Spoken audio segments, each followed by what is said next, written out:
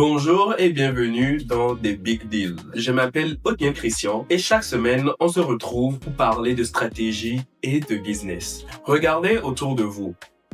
Combien de projets magnifiques avez-vous vu démarrer fort pour disparaître 6 mois plus tard?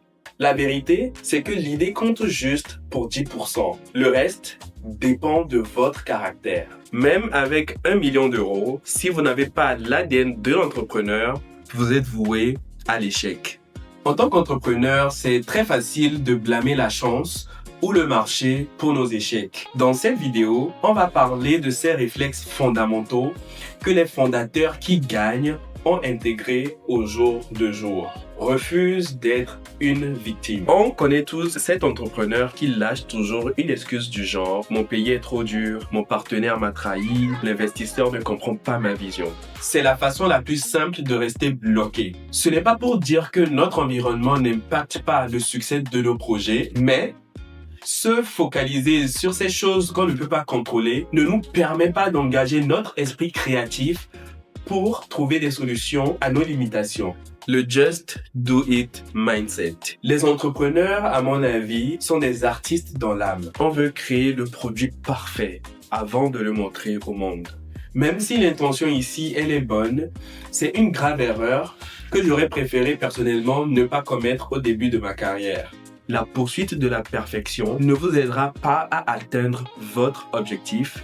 Au contraire, elle vous ralentit. Le fondateur qui gagne ne se préoccupe que du MVP, le Minimum Viable Product. Il veut une version simple, un concept, voire un prototype qui fait même honte des fois, mais qui résout le problème. Il la lance, récolte les critiques et les avis et il pivote s'il faut. Je vous conseille donc la poursuite de la vitesse plutôt que celle de la beauté. Par exemple, la version de Facebook que vous utilisez aujourd'hui n'est pas du tout la même que la première version développée. Commencez avec un concept simple, des fonctionnalités limitées mais fondamentales et lancez-vous le plus tôt possible. Si vous mettez plus d'1 mois à lancer la version 1.0 de votre idée, vous êtes déjà en retard. Le troisième réflexe, et non des moindres, est de ne pas être un touriste dans son propre business. Surtout dans la tech en tout cas.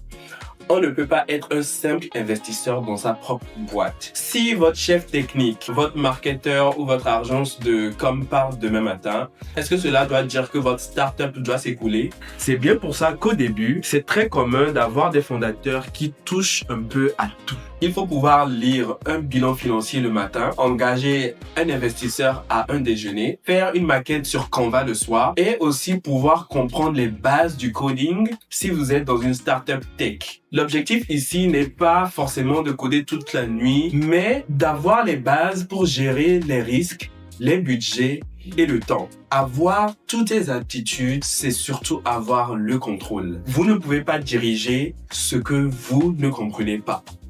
En conclusion, être fondateur, c'est choisir l'inconfort de l'apprentissage continu sur des années. Donc, si vous quittez le 9 to 5 en pensant que vous ferez moins d'heures dans l'entrepreneuriat, laissez-moi vous dire que le réveil va vous secouer.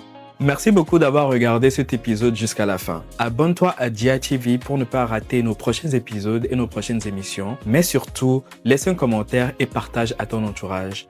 Pour l'instant, on se dit à la prochaine.